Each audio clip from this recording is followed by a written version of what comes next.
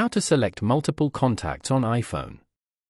To get started, first of all go ahead and open up the phone application on your device.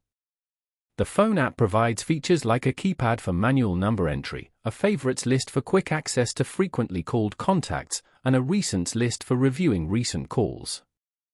This is your iPhone keypad. On this page, go to the bottom panel and tap on Contacts in the middle.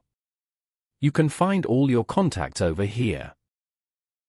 If you want to select more than one contact from here, then hold the first contact with 2 fingers and then drag your fingers up or down to select additional contacts. As you can see, you have now selected multiple contacts on iPhone. Following these steps, you can easily select multiple contacts on iPhone. Thank you for watching. Please leave a like if this tutorial helped you, or leave a comment below if you have any questions related to the video.